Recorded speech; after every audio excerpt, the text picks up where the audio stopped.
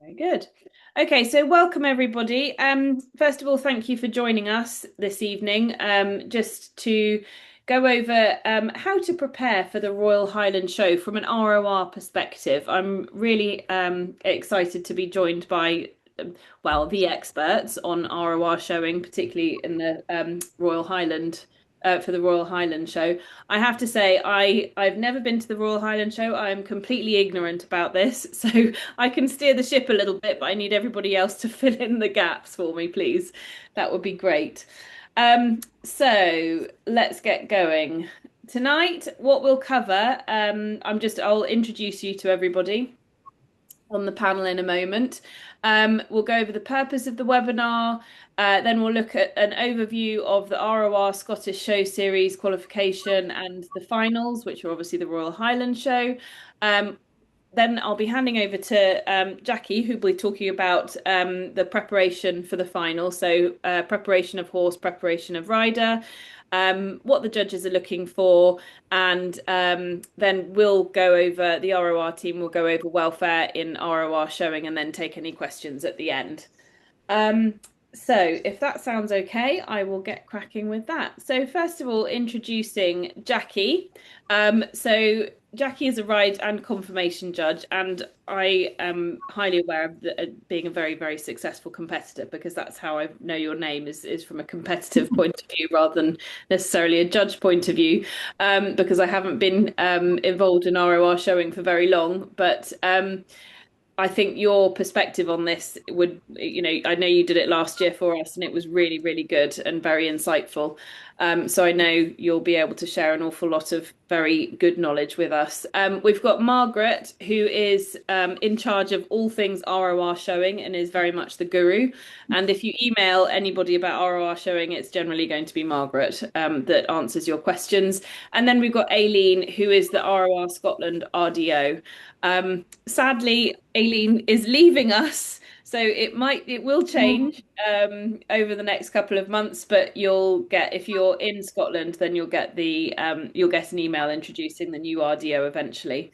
I mean, that'll be a very sad time, but yeah, we will introduce the new RDO when they're appointed. So the purpose of the webinar, we are hopefully going to introduce some people to the Tattersall Scottish Show Series. We will help competitors prepare for the Royal Highland, whether attending this year or whether it's a goal for the future.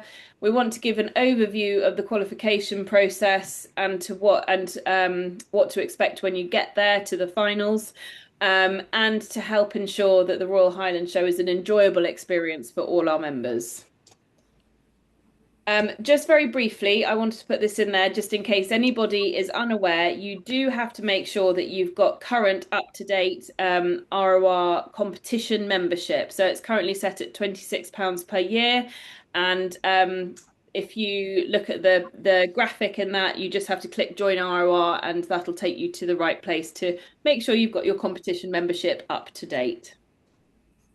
So the Tattersall's Open Scottish, I've put open twice in there. Tattersall's Scottish Open Ridden Qualifiers. Sorry, that's my fault for doing this earlier today a bit quickly. So eligibility. All horses must be GB raced. They must be 4 years old and over, mares and geldings, any height. And horses need to be fully shod, and remedial farrier is not permitted in this series.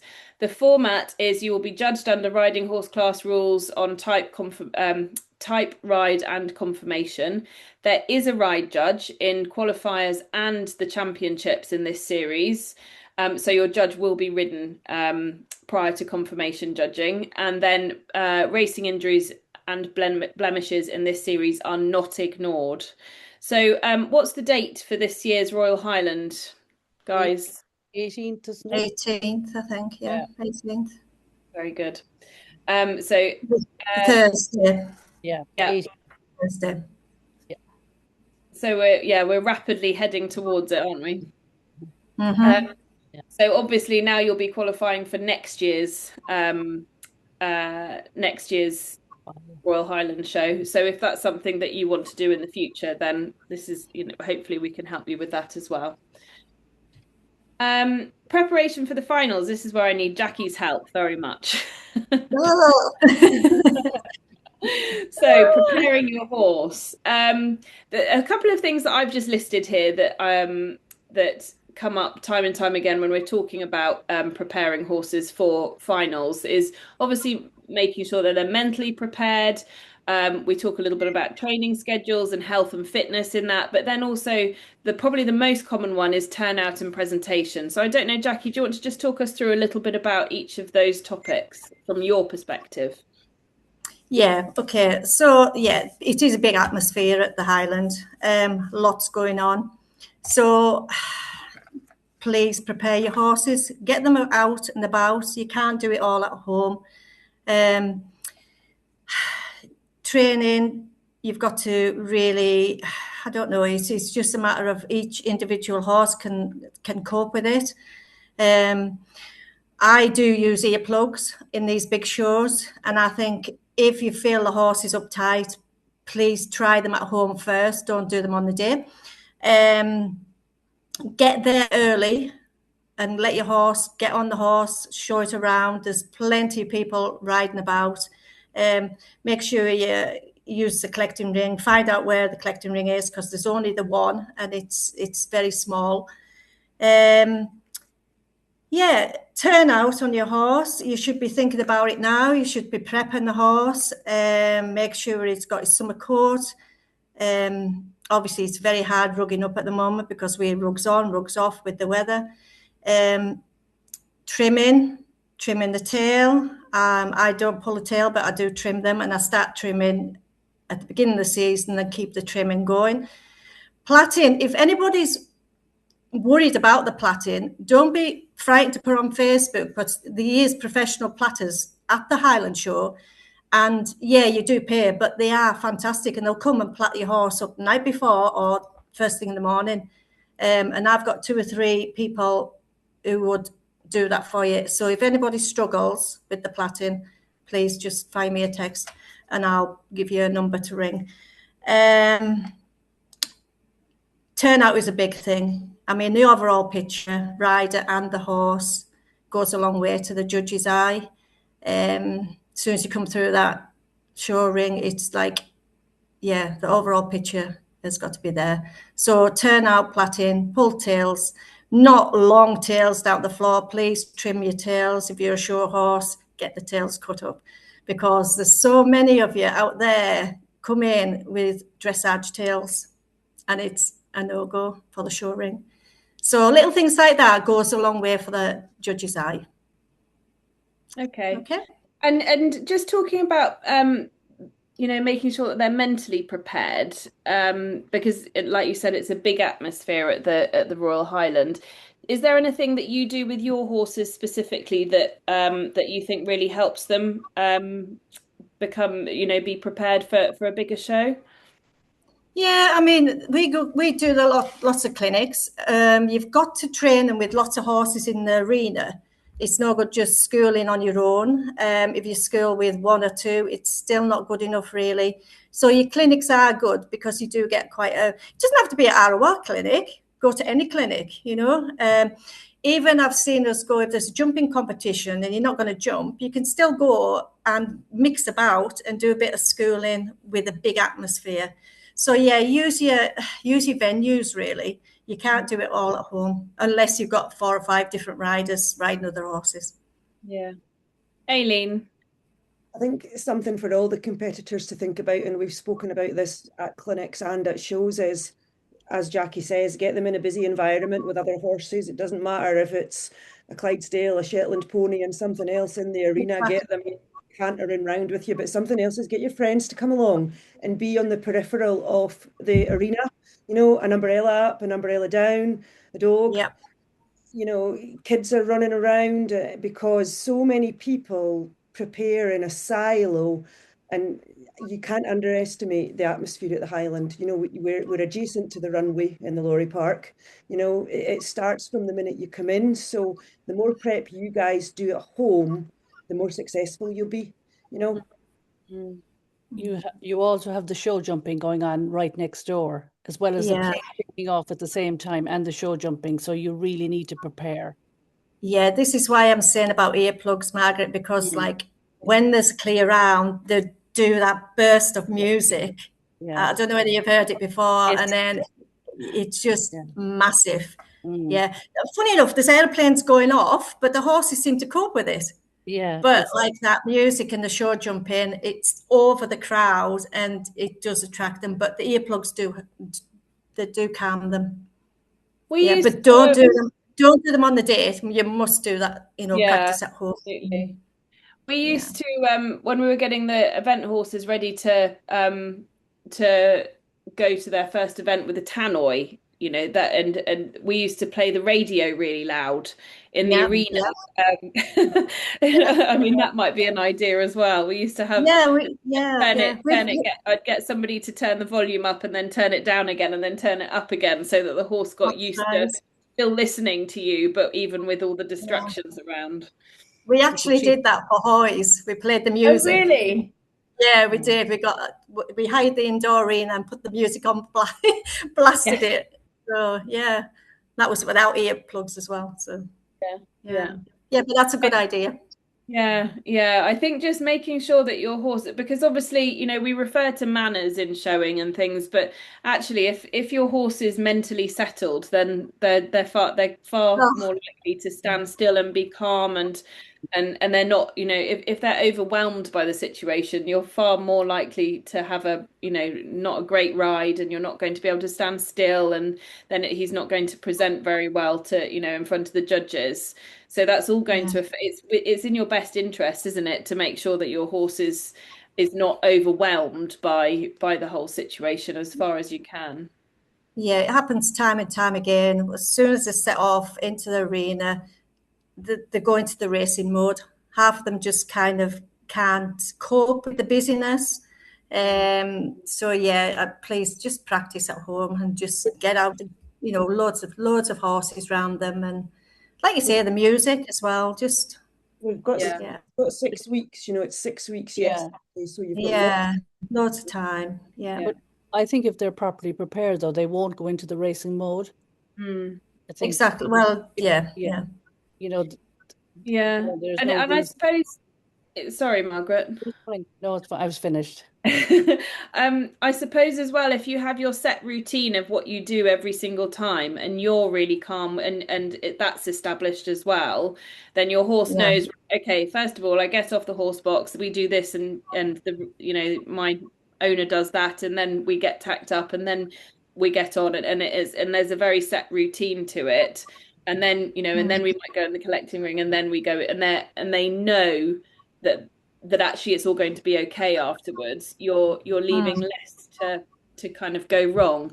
Whereas if you're all a bit haphazard and you haven't established that routine, then I suppose it's leaving far more to chance, and you're relying on the horse being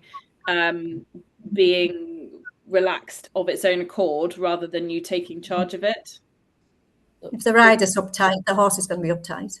Failing to prepare is preparing to fail. And it definitely is. If you don't prepare for the Highland, you might as well stay at home. So this is not one to go to as your second show, basically. You've gone to your qualifier and now you've gone to the Royal Highland. Is that what we're saying? Yeah. Okay. Yeah. But the thing is as well, the riders have got to really think about it and go, right, I'll be proud you've qualified. So enjoy the day, enjoy the atmosphere and everything, because like if you get uptight, it's not pleasure then. You've got your qualifier, you're going to the final, so enjoy it. Yeah, absolutely. So I just wanted to do this a little bit just because I know that there's going to be a lot of people who may be watching this on YouTube when we send out the playback, to understand a little bit more about the difference between a hack, a hunter, and a riding horse, and what they might show their horse as. So I just wanted to cover this. I know it's not, if you're going to the Royal Highland, then you've probably got this covered. But just if there's anybody who's new to showing, I wanted to just quickly cover that. So Jackie, from your perspective, what would you say is the main difference between a hack, a hunter and a riding horse, and what are you looking for? Well, a hack is just like a lot more petite and a lot more pony going. It's like a little, it's flashy, and the riding horse is in between. It's kind of a bit more substantial, but your hunter is a true working horse and a bit more bone. It's difficult with the racehorses because I get this all the time. People saying, well, what do I dress it as? What do I, what is it? Thoroughbreds are quite, they're all pretty good standard of a horse, but like you get your smaller ones, which I would say is your hack, which is, 15, 1 and 100, isn't it, for your smalls? And I don't think they've got to be for your large. Is it over 15.2, 15.3, something like that? Your riding horse is over that, but the way going, it's a bit more forward. And then your hunter is your true moving horse, a bit more substantial, an old-fashioned type of thoroughbred. Great. So yeah, I think that's one of the when I see on Facebook, that's one of the most asked questions is how do I know what my horse is? And I suppose I think from my perspective, what I would always say to people is go and ask a judge. It's difficult until you actually see the horse. Once you see the horse, you can see the way of going and everything. But the send pictures over and you think, you need to see them move as well. Yeah, absolutely. You can't just say, there are so many judges that are doing clinics now, and like you said earlier, my advice is always try and get your horse in front of a judge at a clinic, and then you get the advice. Right. So preparation for the rider. What would you say is important for the rider in terms of being able to manage nerves, or have you got any performance tips? And then we'll do a little bit on dress and turnout afterwards as well. Performance for the rider, right? Well, do you mean by the judges or the rider of their horses? Is this what you? No, so the competitors. Oh, the competitors. So same again, really. Plenty of homework. I always look at the top professionals and watch the way they ride in the ring. You never ever stop learning if you watch the professionals. You've just got to go in there and ride to your best ability. The main thing is, which is big hiccup with me, is the ring craft. Mm-hmm. The ring craft is really, really bad in the RORs. I don't know why. The rider just kind of lets the horse continue cantering round and round. I always say, do a circle and find your space. There's 2 or 3 times, for instance, like I've been cut up right in front of a judge, and you think, where's the ring craft, But this is why your clinics are there as well, just to educate the riders.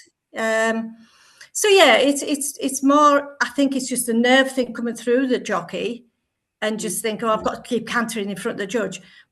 But you never, ever cut another horse up, never cut another rider up, because it's a no-go. If I see if I'm judging and I see a rider cut somebody up in front of a judge, I take my eye off it, because that is just bad manners and bad ring craft. Yeah. So little things like that. Performing tips, well, same again, just watch others. You must have your horse in a balanced walk, trot and canter. Never take your eye off the judge. Keep your eye on all the time, because sometimes I've seen like the judge nod and they've missed the placing. They haven't come in. So you must really think, and I don't mean keep your eye on the judge all the time, but keep looking. The judge is watching your horse all the time, so you've got to keep on like, where am I going now? What am I doing? So dress sense, you've got to like dress to what your horse is, like navy blue to your hacks, riding horse tweed. your hunter's tweed. You've got it all up here. If somebody's wanting to think they're a hack, go in navy blue. I never wear a white girth. I don't know why. In the thoroughbred classes, I do in hack classes, but not the race horses, because I've had that many judges say get the white girth off, and I've always, I don't know why, but I think it's because the hacks, the hunters, and rhinos are all in together. Yeah. So, right. Yeah. Fine. So yeah, I wanted to put up a little bit about rider turnout up here as well, because again, that gets asked quite a lot. Again, I know I keep saying it, but a lot of your questions, or all your questions, would be answered by going to a clinic. And like we said, there are an awful lot of clinics on, and we'll touch a little bit on them at the end, towards the end as well. But I think the main thing is that if you have any queries about any of, your horse's turnout, your turnout, just seek advice. I wouldn't go on Facebook necessarily, but go and try and find a judge that you can ask. And there are lots and lots of friendly judges out there, and that's something that I've really learnt, certainly since I've been involved with ROR showing, is that how welcoming and how friendly everybody is, actually. And there's always somebody to ask, including Margaret and Aileen. Yeah. You see, go on, sorry. No, go for it. I've just seen your riding horse there. You've got like ladies for the riding horse blue. Oh, that might be wrong. That might well be wrong. I wouldn't put the blue on the riding horse. You wouldn't put the blue on the riding horse, okay. Even in performance, definitely. You can wear blue. Yeah, but not blue on a riding horse during the blue. No, okay. It's tweed on the riding horse, yeah. Okay. That's probably me being take blue and the black out and just put tweed on riding horse. And yeah, okay. Just one other point on the groom. Sorry. Just make sure the grooms are wearing hard hats. Yes, with safety chins. Yeah, absolutely. Right. So what the judges are looking for. So again, this is what I've just put down, but because from my perspective, I always like seeing, we watched quite a lot of the showing. I watched nearly all of the showing classes at the Winter Championships, and the ones that stood out that have just been the ROR Winter Championships at Pickering Grange in April, and the ones that really stood out were the good riders who demonstrated really good horsemanship, and they clearly knew their horse really well, and obviously we want neatly presented and a manly rider as well, as you were just saying about Jackie not cutting other riders up, and especially in front of a judge, and a horse that's mentally and physically prepared to compete, correct conformation, correct turnout, and effective ring craft. And that's so I know you've talked a little bit about ring craft earlier, Jackie, but I don't know whether you wanted to refer to anything specifically to do with the thistle ring at the Royal Highland. Yeah, I mean, the thistle ring, I like it. I've got no grudges whatsoever. It is busy, very busy, but I love the ring. I love riding in it. It's kind of like the highlight of the ROR final, getting in that big ring. People did say, it'd be fantastic to go in the main ring, but I could imagine that would be chaos. But I would love to go in the main ring with the ROR, don't get me wrong. But the thistle ring is lovely. It's a lovely ring. People say, it's tight and what have you. It's only tight if you make it tight. Find your space, Don't worry about anybody else. Just find that little bit of a space. If you can't control your horse, get on the inside. Don't try and cut anybody up who is using the ring correctly. But do circles. Go back down to a trot and then pick it up again behind the judge. Don't do it in front of the judge. Another thing I was going to say, the conformation, there's a lot of people don't know how to stand a horse up. So yet again, the clinics would have been fantastic for this, because I've seen people stand a horse up and the judge is saying, well, can you step it forward? Can you step it back? Can you do this? please learn to do it. And if you can't and you don't know how to do it, just look it up. Look it up on the web or whatever. Because there's nothing worse than just letting a horse just slouch in front of a judge. It's just as important as your riding part, in fact, more. So, and then walk away, do your hammerhead and trot straight back to the judge.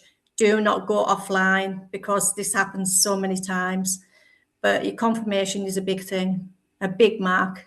So they, in terms of what you were saying, is do you find people go off their line going back to the judge, so they don't turn back onto the same line that they've trotted away with it? That's exactly right, yeah. And then the judge has to kind of step over to see the horse move, and that is a pet hate when you're judging. You know, it just shows a bit amateur coming through the rider. So it kind of like clicks into the judge thinking, does he know what he's doing? You know, does she know what she's doing? And another thing as well, I'm a big believer, when you're on your horse, don't slouch, because don't relax, because there's judges out there watching you all the time. So keep your horse in the nice contact, you know what I mean? And like, just look pretty all the time. It's like, there's so many just like slouch and just let the horse kind of, you know, I've been told to just pick it up, and there's judges outside watching you all the time. So they maybe judge you next time, you know. Absolutely. And if they see you looking sloppy on a horse, just, it's not a nice picture, you know. Just think of it, you know, the overall picture all the time. And going back to the confirmation judge, so there's a senior judge. So if there is, between the ride judge and the confirmation judge, if there's not a dispute, but if they're trying to agree over the horse, the confirmation judge has the final say. So that's even more important to do your confirmation showing correctly. That's right, Margaret. Confirmation wins all the time. Yeah, we have a few arguments now and again, but confirmation goes all the time. So anything else that you guys wanted to add to what the judges are looking for, this particular section? I was at a clinic. Go on, love. I was at a clinic on Tuesday with Will Murray, and what Will was saying is that he always looks for a competitor to nod to them after they've done their walk away and their trot back after the confirmation, that you trot down round the back, you bring your horse to a walk and a standstill, and you just tip the judge a wink or a nod at the end of that. And it's all these little tips, I think, that, as we've already said, and we're going to probably bore you all to death by saying, get yourself to a clinic, because that's where you can pick up all these tips. But it was very informative, and you're absolutely right about when they're trotting the horse up, look the judge in the eye and run at them. They will move out of your way. That's what they want. And I've seen many people over the years wobbling down the line, and the judge is wondering about trying to get in line with them. They want to see you run at them as if you're going to run them over. Yeah. And another thing as well, don't run too fast. Yeah, I was going to say, is there a difference between running too fast and running with purpose? Running the up with purpose. Yeah. Some try to run too quick, and but equally, I suppose I'd imagine it's quite frustrating seeing a horse dribble along as well. Yes, definitely. Yeah, but it's practice at home. Yeah, there's a happy medium. Yeah. Great. Yeah, definitely. Okay, I'll move on to the next one. So welfare in ROR showing. Everybody, all our members should be aware of the welfare rules. So they were released last August, and they have been in force ever since. So they cover all kinds of things to do with horse welfare and well-being, and they cover all ROR activities. So anything from competing to educational events to taking part in a parade. Anytime that a horse is involved in activity, these rules are in force. They also have a little bit of guidance about how to keep your horse at home, and just to make sure that you're following the the three Fs and the 5 domains as far as you possibly can. But this year, we are enforcing the horse rider weight ratio rule, which is 20%, a very top end of 20%. Our guideline is 17% and below. So we will have welfare stewards out and about at ROR events, just keeping an eye on the welfare side of things for us. And obviously, we also discourage the showing of fat horses as well. And I know that's those, the horse rider weight ratio and the showing of fat horses are very pertinent topics at the moment. As is abuse of aids. Obviously, we're going back to the good horsemanship. We don't want to see anybody overusing spurs if you choose to wear spurs, or using the bit in an adverse way. And also the other thing that eventually new showing rules are going to be released fairly soon, new ROR showing rules, probably at the end of this month. And there is big emphasis on correctly fitted tack. So just making sure that your bridle fits well and isn't impeding on on the any nerves or the TMJ or anything, making sure that your bit isn't too high or too low in the horse's mouth, making sure your saddle fits, just doing everything that we possibly can to make sure that the horse's experience of being a show horse, or whatever you want them to be, is a positive one, because that's ultimately what we want to present. And that's the winner should be a horse that looks like it's enjoying its experience, not hating every moment of it. But the welfare rules are available on our website, and they will be up there. The next version of them will be released before the national championships as well. So look out for that too. We've talked a lot about clinics, so I'm going to hand over to Aileen now, who's going to talk about the clinics, and just probably mention a couple that we've got coming up that are possibly within reach for people who are going to the Royal Highland. Certainly are. So everybody, we had one on Tuesday with Will Murray down at Park End. It was amazing. The guy's got about 2.5 hours of Will's dedicated time, and he started it like from basics and really took everybody through the process. So it was really worthwhile. I've had emails telling me how valuable it was for them. We have, between now and the 6th of June, 4 step into clinics coming up. I'll just list these off to you. They're all on weekend days. So on Saturday, the 16th of May, there's one at Stanners Farm in County Durham with Di Drysdale. I don't know who that is, but I'm sure it's somebody who is well versed in showing. Sunday, the 17th of May at Greenlands, which is just over the border in Cumbria, with Jacqueline, who's with us tonight. I think I might go down and watch that one, because it's always a pleasure to work with Jackie. And I noticed there's people booked onto that, because we've actually had 2 previously with Jackie that nobody's came forward to go to, which is disappointing, because Jackie and I have watched many shows and we all know that people are needing help. So please, please, please come forward and book. They're not expensive, and I guarantee you'll learn half a dozen things at one of these. 23rd of May, there's one in Aberdeenshire with Claire Chisman.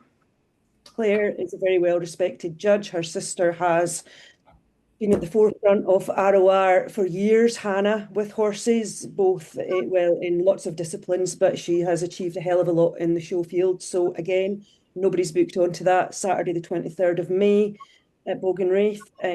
Hopefully we'll get some bookings for that. And then on Saturday, the 6th of June, Edenthorpe, North Yorkshire, which I think is Thirsk kind of area, with June Taylor. And again, I know that people come up from that area to compete at the Royal Highland. So if you're contemplating booking on to any of these clinics, please do. If there was an appetite for another clinic in the Scottish borders, because I know there's a fair few horses qualified in this area, I would be having a wee chat with Jackie to see if we could fit something in between now and the Highland as well.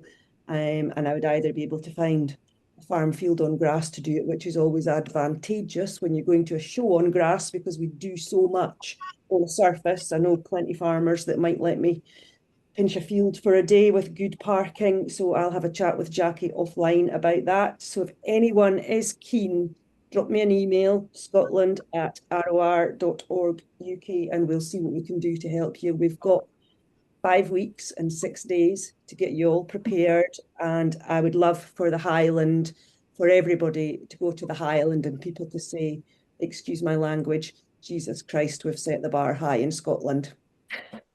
Awesome. Absolutely.